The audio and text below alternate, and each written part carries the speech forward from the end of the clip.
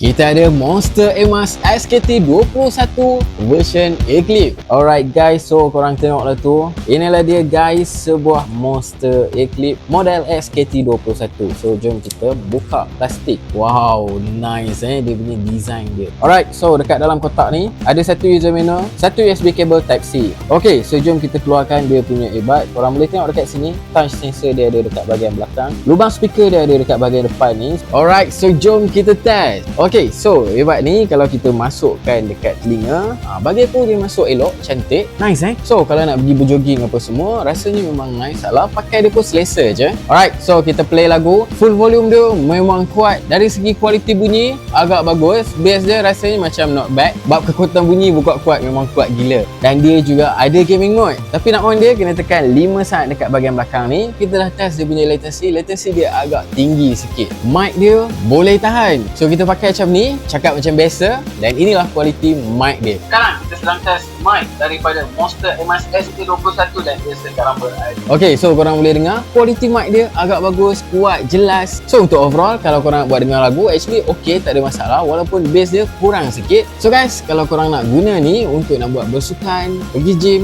rasanya tak ada masalah. Kekuatan bunyi dia kuat, dan kalau korang nak buat call, mic dia memang jelas, tak ada masalah. So guys, kalau korang minat, check out terus dekat beg kuning di bawah.